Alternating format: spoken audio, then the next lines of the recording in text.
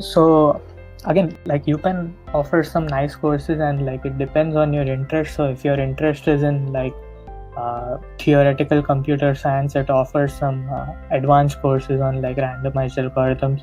But as such, if it's just a normal thing, you enjoy programming and stuff like that, I would there are a couple of core system courses that I would recommend. One of them is like internet and web systems.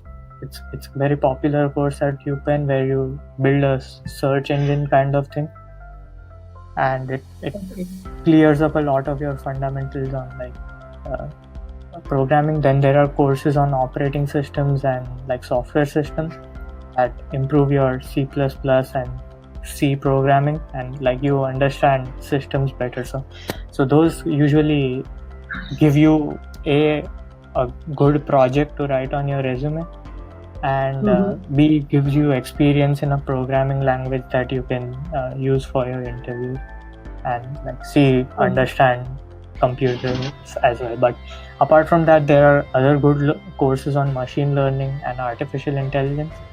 Some of them are so most of the courses like give you a good idea about like programming in C++, Java, or Python, which is nice because like usually those end up being the popular interview languages. Okay. But definitely so I think some of them are mandatory. One of the things is which, since we are on courses, is like if you are in a computer science, like you are doing an MCIS program, you have to take one theoretical course, which is either 502 analysis of algorithms or 511, which is theory of computation, and both of them are extremely difficult, especially if you don't have a background in that.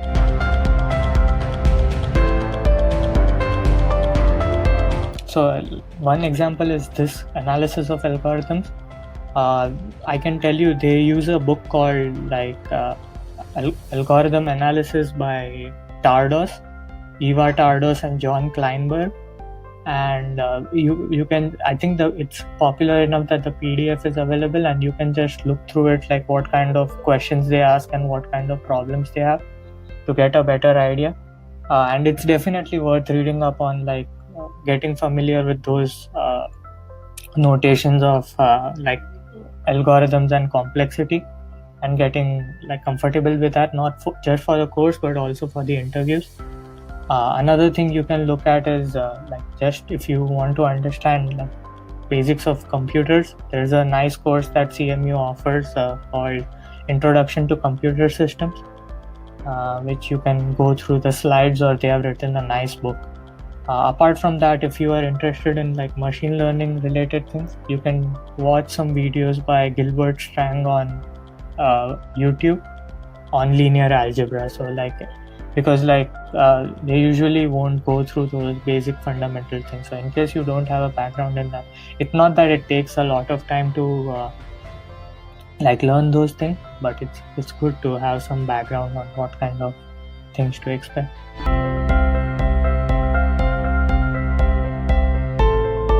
So usually it's like above 3.5 is good, because most other students like score at 3.5 or above.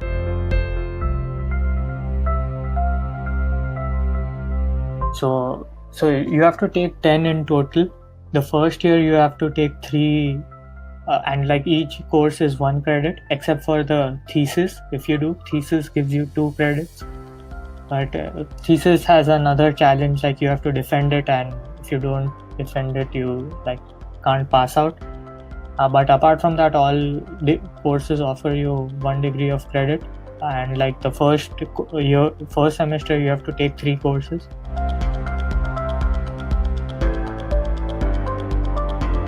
Except for the exams, I think it's pretty okay. You get to sleep around 6-7 hours, and which is good, yeah.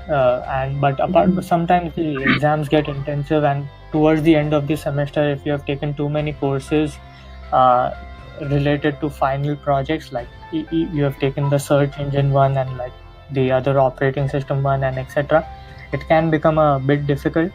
But I think it shouldn't like deter you from taking those courses earlier. because the more earlier you take it, the if you feel your resume is a bit inadequate, you can add those projects, and like it'll like help you for internships plus like your final job.